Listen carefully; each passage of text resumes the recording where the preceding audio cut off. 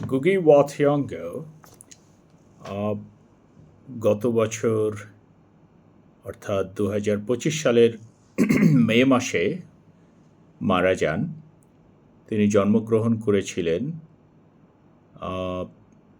বিংশ শতাব্দীতে অর্থাৎ 1938 সালে। তো যে মাসে গুগি মারা গেলেন অর্থাৎ 2025 সালের মে মাসে, সে মাসেই তার একটি বই বেরুল। বইটির নাম decolonising language and other revolutionary ideas. তো এই বইটি বেশ বড় নয়, ছোট ছোট ছোট কিছু প্রবন্ধ নিয়ে বইটি লেখা। এই বইটির প্রথম যে প্রবন্ধ, সেটি শিরোনাম ডিকলোনাইজিং এডুকেশন। সেটি নিয়ে দু একটি কথা আমি বলবো। গুগি এই প্রবন্ধে প্রথম যে দৃষ্টান্ত তুলে ধরেছেন পাঠকের সামনে, সেটি হলো যে ইংরেজরা যখন আয়ারল্যান্ডকে তাদের উপনিবেশ বানিয়ে ফেলে, তখন তারা যে কাজটি প্রথমে করেছিল সেটি হলো স্থানীয়দের যে গেইলিক ভাষা, সেই গেইলিক ভাষা একেবারে তাদের ব্যবহার, সেই ভাষার যে ব্যবহার, ভাষার মাধ্যমে শিক্ষা লাভ বা ভাষার মাধ্যমে যোগাযোগ, সেই বিষয়গুলো থেকে এই ইংরেজ উপনিবেশকারীগণ স্থানীয় আইরিশদের বিচ্ছিন্ন করার একটি প্রকল্প শুরু করেছিলেন। তাদের প্রথম প্রকল্পই ছিল আইরিশদেরকে তাদের যে স্থানীয় গেইলিক ভাষা সেটি থেকে বিচ্ছিন্ন করা, এবং তারা অনেকখানি সফল হয়েছেন। এবং এই বিচ্ছিন্নতা শুধু ইতিহাসের একটি অধ্যায়ে যে অনুষ্ঠিত হয়েছিল তা নয়, এটি শতাব্দীর পর শতাব্দী ধরে চলে এসেছে। সেই ধরুন পঞ্চদশ শতাব্দী থেকে চলে এসেছে। তো এই প্রক্রিয়ায় অনেকেই অনেক আইরিশ লেখক ছিলেন, কবি ছিলেন, যারা হয়তো গেইলিক ভাষার পুনর্জীবন দিতে পারতেন, কিন্তু তারা দেননি। গুগি সেটিও এই প্রবন্ধে উল্লেখ করেছেন। এদের নাম উল্লেখ করেছেন, যেমন জেমস জয়েস, বিংশ শতাব্দীর অত্যন্ত শক্তিশালী একজন ঔপন্যাসিক, যার ইউলিসেস উপন্যাসের কথা আমরা সবাই জানি। সেই জেমস জয়েস লেখার মাধ্যম হিসেবে বেছে নিলেন ইংরেজি ভাষা। এছাড়া আমরা জানি নোবেলজয়ী কবি, নাট্যকার ডব্লিউ.বি. ইয়েটসের কথা। ডব্লিউ.বি. ইয়েটসও আইরিশ, যেমন জেমস জয়েস আইরিশ ছিলেন। তিনিও ইংরেজি ভাষাকেই বেছে নিলেন তার লেখার মাধ্যম হিসেবে। এই যে ভাষা থেকে বিচ্ছিন্নতা, অর্থাৎ এভাবে বড় বড় আইরিশ লেখকরাও যখন ঔপনিবেশিকদের ভাষায় বেছে নিলেন লেখার মাধ্যম হিসেবে, তখন ভাষা থেকে স্থানীয়দের বিচ্ছিন্ন করার যে প্রকল্প, ঔপনিবেশিকদের প্রকল্প, সেটি আরও জোরালো হয়, আরও শক্তিশালী হয় এবং আরও ত্বরান্বিত হয়। সেটি গুগি বলতে চেয়েছেন। এবং এটি যে রাতারাতি ঘটেছে তা নয়, তিনি এডমান্ড স্পেন্সারের কথাও বলেছেন। এডমান্ড স্পেন্সার ইংরেজ কবি। তিনি আয়ারল্যান্ডের মুনস্টারে গিয়েছিলেন, সেখানে রানী এলিজাবেথের কাছ থেকে ক্ষমতাপ্রাপ্ত হয়ে আয়ারল্যান্ডে গিয়েছিলেন এবং সেখানে বসবাস করতে শুরু করেছিলেন। আয়ারল্যান্ডের মুনস্টারে। তিনিও 1596 সালে একটি বই লেখেন। বইটির নাম ছিল a view of the present state of Ireland. সেখানে তিনি প্রস্তাব দেন যে আইরিশদের নিজস্ব যে ভাষা অর্থাৎ গেইলিক ভাষা সেটি থেকে তাদের সরিয়ে আনা উচিত। এরকম প্রস্তাবও তিনি সেই বইয়ে দিয়েছিলেন। এর কারণ আছে, কারণ হলো তিনি তো ঔপনিবেশিকদের মদতপুষ্ট, পৃষ্ঠপোষকতা পুষ্ট একজন কবি ছিলেন। কাজেই তিনি তাদের সুরেই কথা বলেছেন। তো গুগি এই উদাহরণগুলো নিয়ে এসেছেন। নিয়ে এসে তিনি যেটা বলতে চেয়েছেন সেটি হলো যে কোনো জাতির ভাষা তার মেমোরি ব্যাংক। এই ভাষার মধ্যে তার ইতিহাস, তার ঐতিহ্য, তার নন্দন, তার চিন্তা পদ্ধতি, ভাবনা কাঠামো, মনস্তত্ত্ব, মনোভঙ্গি সব কিছু কিন্তু প্রথিত থাকে। কাজেই ভাষা একটি জাতিকে সংজ্ঞায়িত করে, একটি জাতির আত্মপরিচয় নির্ধারণ করে। তো সেই ভাষা থেকে বিচ্ছিন্নতা ওই জাতিকে তার যে জাতিসত্তা, তার যে পরিচয় সেটি থেকেই বিচ্ছিন্ন করে। এবং এটি তো ঔপনিবেশিকরা চাইবেই। তারা উপনিবেশিত যারা তাদেরকে অপরায়ণ করতে চায়, অর্থাৎ অপর বানিয়ে দিতে চায়। অপর মানে হলো যে নিজের আত্মপরিচয় হারিয়ে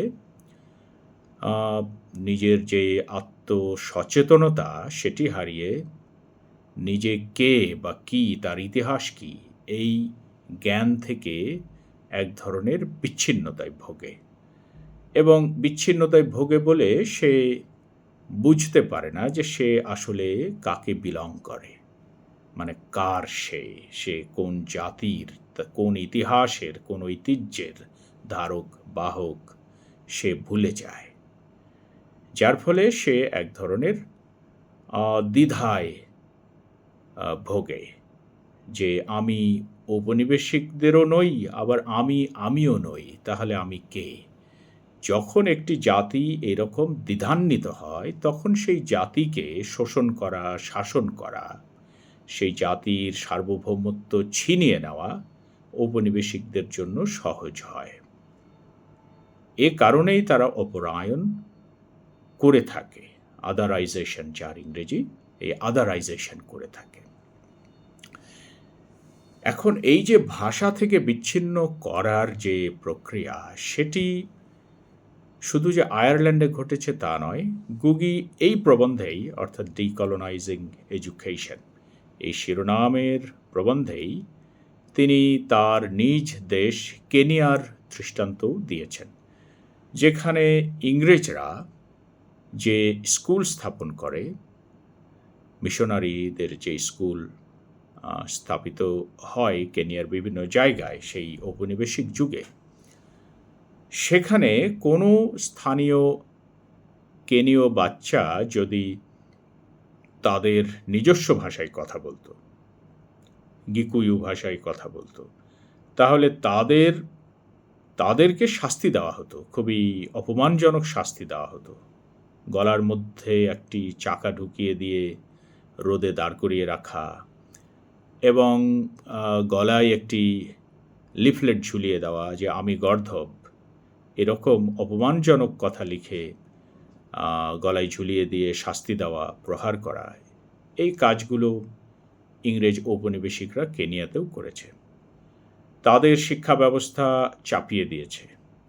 শিক্ষা ব্যবস্থা নিয়ে গুগি যেটি বলেছেন যে শিক্ষা ব্যবস্থা একটি জাতিকে তৈরি করে, প্রজন্মকে তৈরি করে। কাজে শিক্ষা ব্যবস্থা যদি কলুষিত হয় তবে সেই শিক্ষা ব্যবস্থার ছাঁচে তৈরি প্রজন্মও কলুষিত হয়। এবং শিক্ষা ব্যবস্থার কাজ হলো ইনক্লুসিভ, অর্থাৎ মানুষকে, একটি জাতিকে একত্রিত করা, বিচ্ছিন্ন করা নয়। কিন্তু বাহির থেকে আমদানি করা ঔপনিবেশিকদের শিক্ষা ব্যবস্থা স্থানীয়দের বিচ্ছিন্ন করছিল তাদের ইতিহাস, ভাষা, সংস্কৃতি থেকে।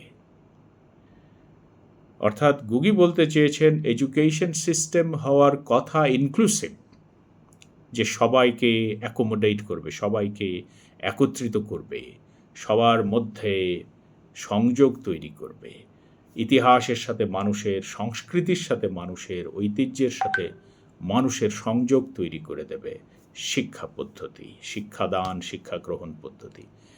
কিন্তু বাহির থেকে আমদানি করা ঔপনিবেশিকদের যে শিক্ষা পদ্ধতি, সেটি কি করলো?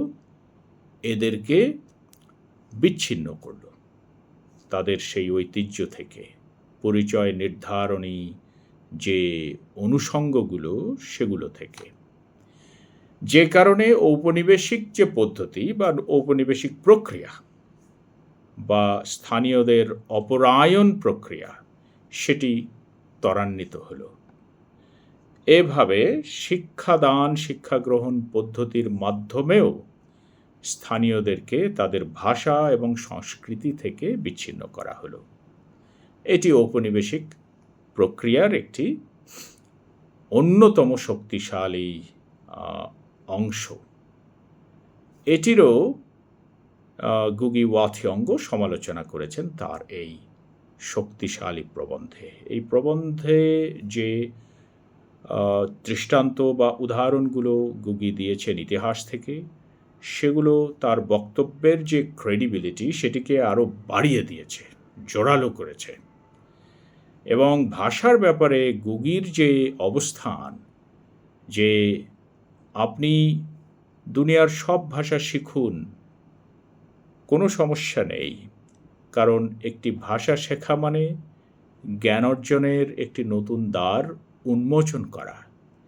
ভাষা মানুষকে ক্ষমতায়ন করে, এম্পাওয়ার করে। কাজে ভাষা আমাদের শিখতে হবে, যে যত ভাষা সম্ভব আমরা শিখতে পারি। কিন্তু যদি নিজের ভাষা বিসর্জন দেই, মাতৃভাষা বিসর্জন দেই, তবে তো নিজের আত্মপরিচয়ই থাকে না, নিজের যে সেলফ কনসিয়াসনেস সেটিই তো থাকে না। আর নিজেকে সংজ্ঞায়িত করার জন্য আত্মসচেতনতা জরুরি, যার বীজ লুক্কায়িত থাকে ভাষার মধ্যে, নিজের ভাষার মধ্যে, মায়ের ভাষার মধ্যে, মাতৃভাষার মধ্যে। গুগির অবস্থান এই জায়গাতেই স্পষ্ট। তিনি কোনো ভাষার বিরুদ্ধে নন, ইংরেজি ভাষারও বিরুদ্ধে নন, দুনিয়ার কোনো ভাষারই বিরুদ্ধে নন, ঔপনিবেশিকদের ভাষারও বিরুদ্ধে নন। কিন্তু ঔপনিবেশিকরা যখন নিজের ভাষা চাপিয়ে স্থানীয়দের ভাষাকে একেবারে অস্বীকার করেন, বিলুপ্ত করে দেন, তখন সেই ঔপনিবেশিকদের তিনি সমালোচনা করেন। ভাষার ব্যাপারে গুগির এটি শক্ত অবস্থান।